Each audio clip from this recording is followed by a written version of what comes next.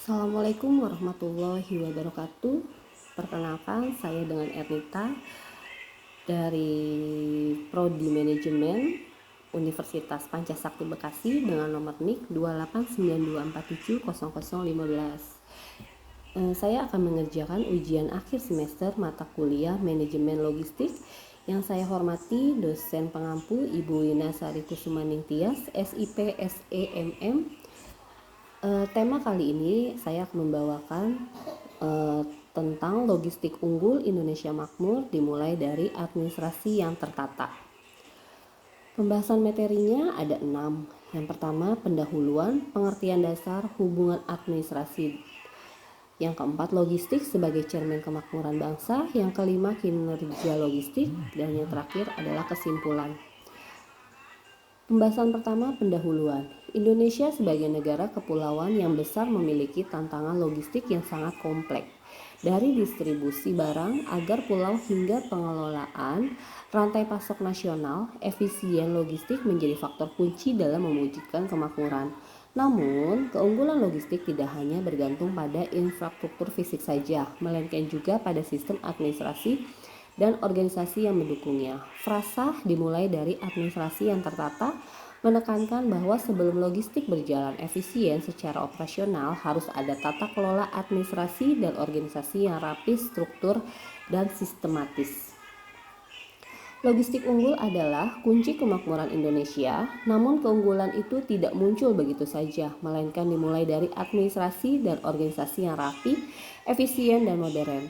Dengan administrasi yang tertata, sehingga logistik bisa bekerja lebih cepat, tepat, dan hemat. Hal ini akan berdampak langsung pada kestabilan harga, pemerataan ekonomi, dan kesejahteraan rakyat menuju Indonesia yang makmur.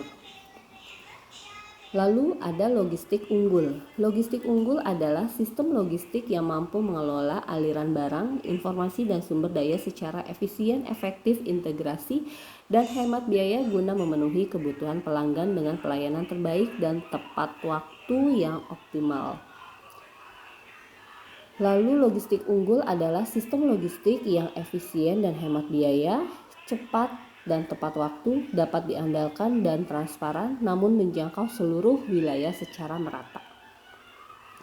Sistem logistik dikatakan efisien dan hemat biaya jika pengiriman barang tepat waktu tanpa keterlambatan dan tidak perlu keterlambatan yang tidak perlu. Penggunaan sumber daya, kendaraan, tenaga kerja, gudang dilakukan secara optimal. Minimnya pemborosan dalam proses penyimpanan, transportasi, dan distribusi. Biaya operasional rendah namun tetap menjaga kualitas layanan. Rantai pasok berjalan lancar dari produsen hingga konsumen akhir dengan gangguan minimal. Sistem logistik yang cepat dan tepat waktu mampu mengantar barang dari titik asal ke tujuan sesuai dengan jadwal yang direncanakan tanpa menunda yang tidak perlu. Tujuannya memenuhi pemerintah pelanggan dengan segera, menghindari keterlambatan distribusi barang, meningkatkan kepuasan konsumen, mengirim e-commerce dari Jakarta ke Medan yang dijanjikan 2 hari dan benar-benar sampai hari kedua. Faktor pendukungnya, manajemen waktu yang baik, armada transportasi yang siap dan terjadwal, sistem pelacakan atau trading system real time, kolaborasi antar mitra seperti supplier, transporter, dan gudang. Pengertian sistem logistik yang dapat diandalkan berarti memiliki kinerja yang konsisten, minim kesalahan, dan mampu beroperasi meskipun dalam situasi sulit. Transparan artinya proses logistik dapat dipantau dan diaudit secara terbuka dan real time.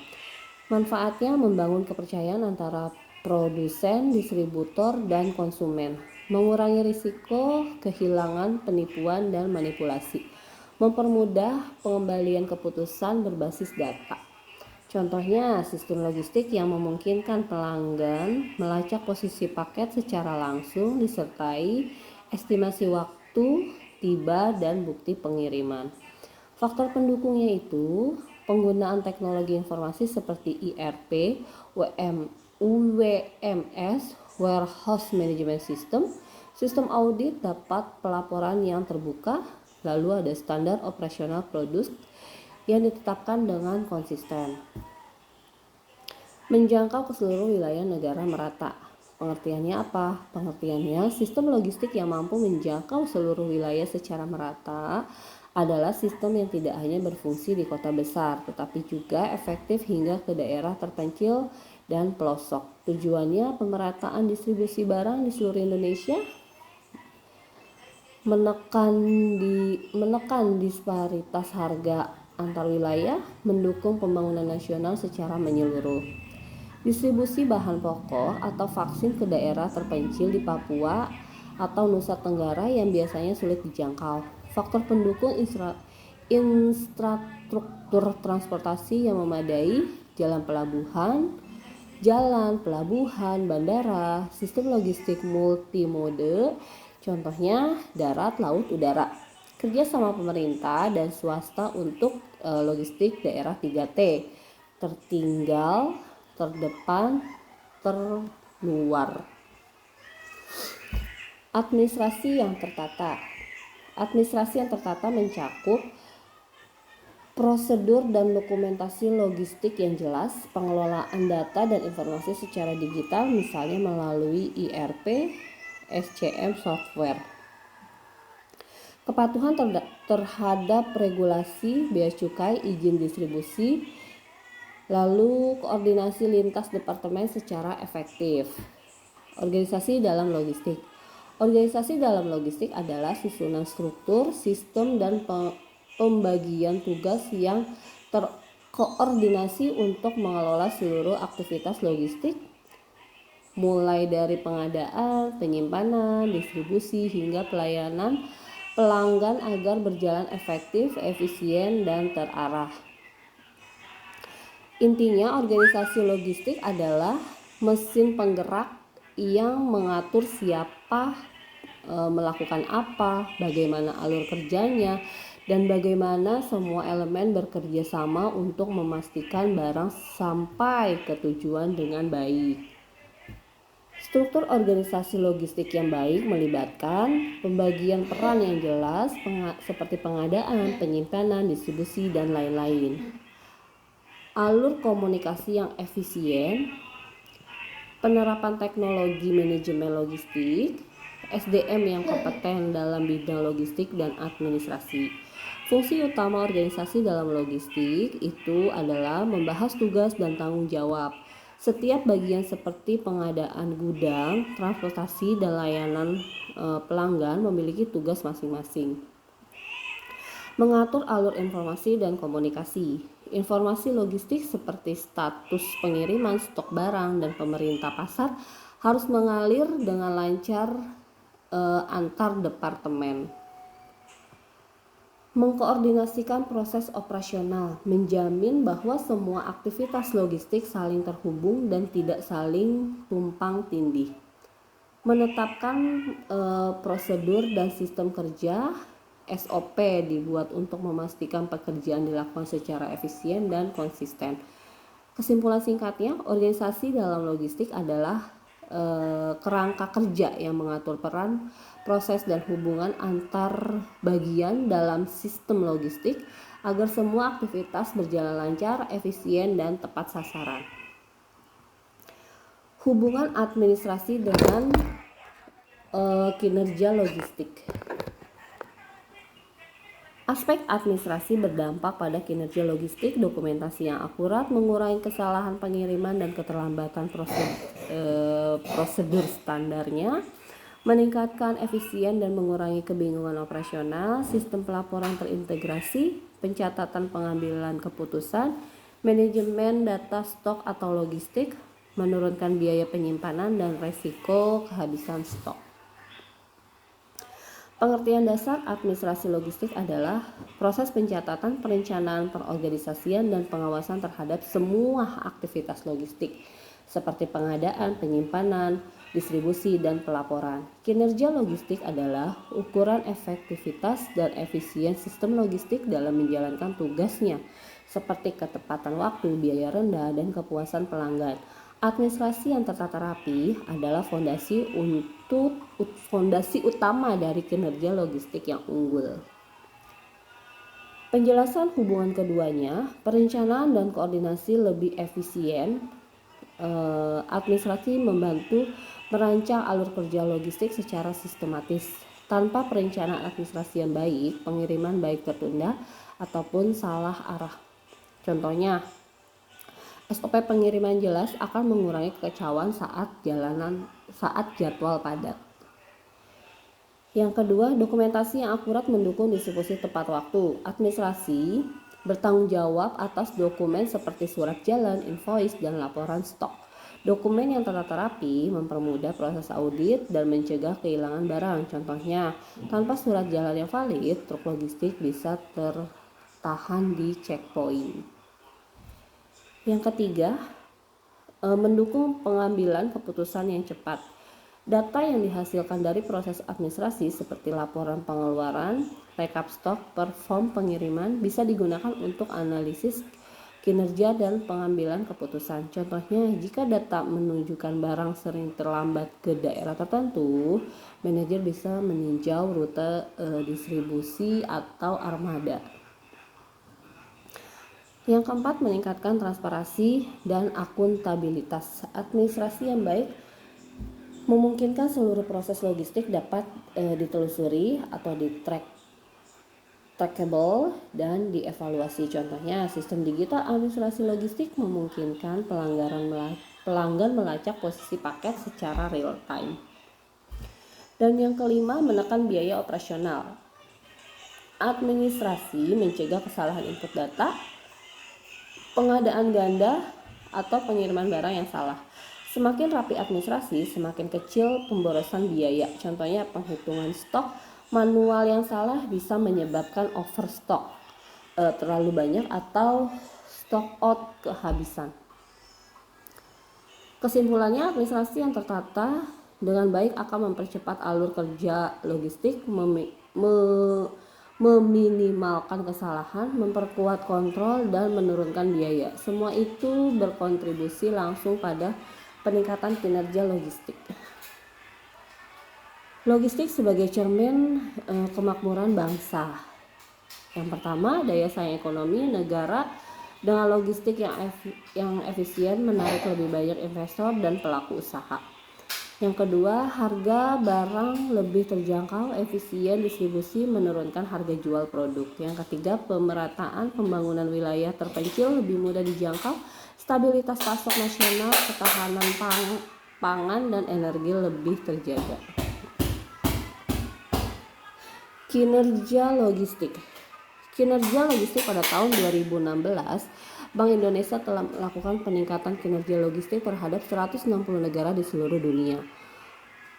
Peringkat LPI Indonesia tahun 2016 bertenggang pada posisi 63 dari 160 negara yang disurvei. Terjadi penurunan dari tahun 2014 pada posisi 53, sedangkan negara tetangga yang termasuk anggota ASEAN yaitu Singapura peringkat 5, Malaysia 32, Thailand 45, dan Filipina 71.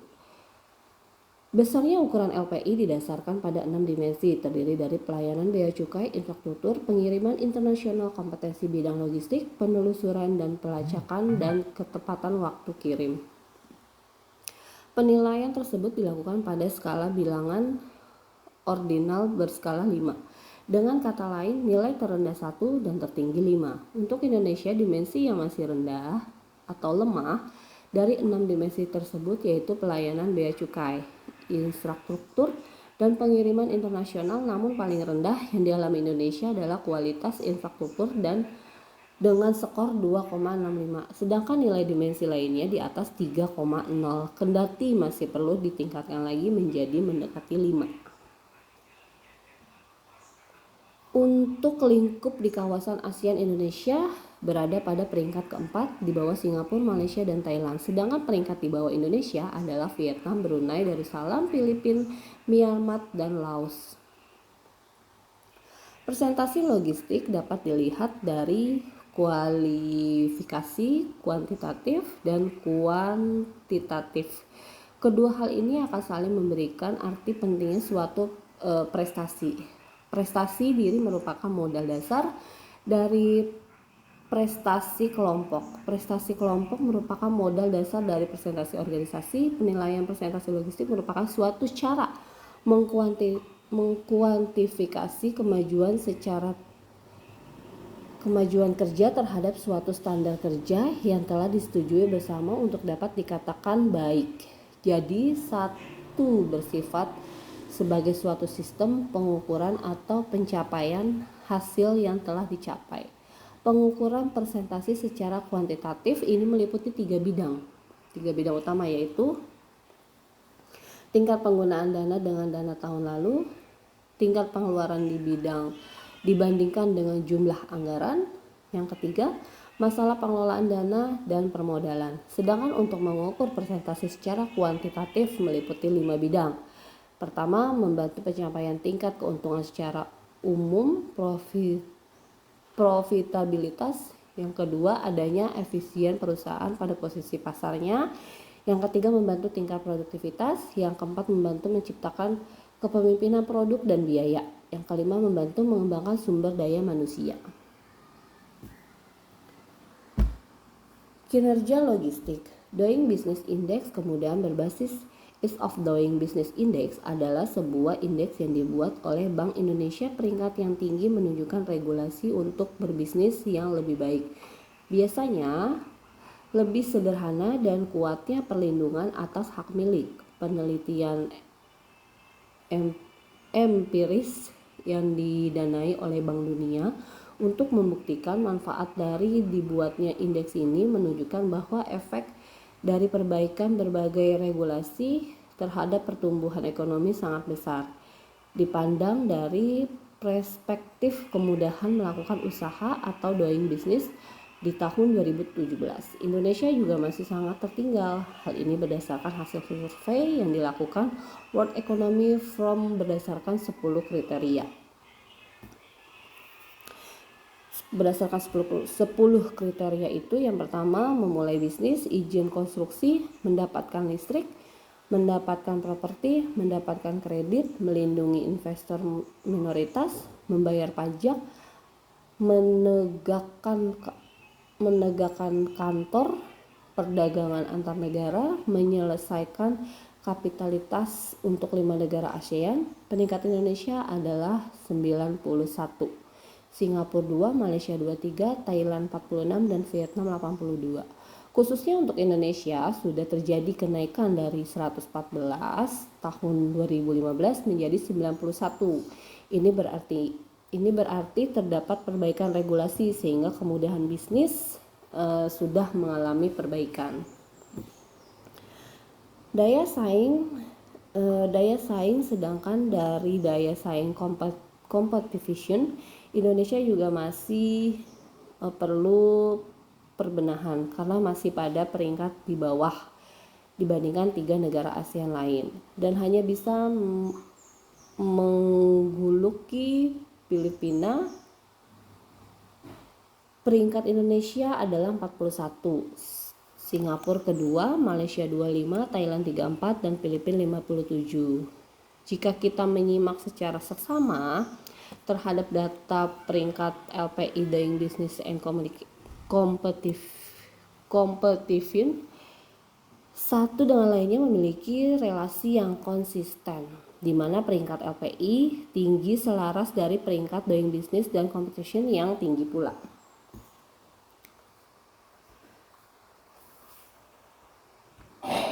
Demikian sebaliknya, apabila suatu negara memiliki peringkat LPI rendah, dapat dipastikan peringkat Doing Business dan Competition-nya pun rendah. Jika relasi itu dipetakan untuk Indonesia, di mana peringkat LPI-nya ke 63, Doing Business 91, dan Competition-nya di 41, menjadi sangat jelas memiliki hubungan relasional yang konsisten. Secara sepintas, relasi tersebut mengandung makna apabila Indonesia ingin meningkatkan peringkat Doing Business dan Competition, sehingga memperbaiki peringkat LPI melalui perbaikan yang signifikan dalam hal pelayanan bea cukai, infrastruktur, pengiriman internasional, kompetensi logistik, pelacakan dan penelusuran, serta waktu tempuh. Strategi mempererat kerjasama dengan stakeholder dipetakan menurut pengaruh atau power dan pentingnya interest terhadap sebuah proyek. Proyek menunjukkan bagaimana stakeholder dapat mempengaruhi keberlangsungan dan menentukan arah pembangunan proyek. Contohnya, pemerintah Indonesia memiliki proyek tinggi, masyarakat Indonesia memiliki power yang rendah. Interest menunjukkan tingkat kepentingan dan ketertarikan stakeholder terhadap keberhasilan proyek. Rakyat Indonesia dan kalangan pengusaha dan memiliki interest yang tinggi karena hasil pembangunan suatu proyek yang mempengaruhi kegiatan mereka. Sedangkan yang mempunyai interest rendah, mereka yang kegiatannya tidak mempengaruhi oleh keberhasilan suatu proyek. Kesimpulannya, administrasi dan organisasi merupakan dua pilar utama dalam sistem logistik yang efektif. Administrasi yang tertata melalui dokumentasi, pelaporan, perencanaan, dan sistem informasi mendukung kelacakan setiap proses logistik. Sementara itu, organisasi logistik yang terstruktur dengan pembagian tugas yang jelas dan koordinasi yang baik menjamin bahwa seluruh aktivitas logistik berjalan efektif dan terarah. Logistik yang unggul, cepat, tepat waktu, transparan, dan menjangkau seluruh wilayah hanya dapat tercapai jika administrasi dan organisasi dijalankan dengan baik. Kinerja logistik yang optimal akan berdampak langsung pada kelancaran distribusi barang, stabilitas harga, pemerataan ekonomi, dan pembangunan nasional. Maka logistik bukan sekedar urusan teknis, tetapi juga cermin nyata dari kemakmuran suatu bangsa. Cukup sekian presentasi yang dapat saya paparkan. Kurang lebihnya mohon maaf. Assalamualaikum warahmatullahi wabarakatuh.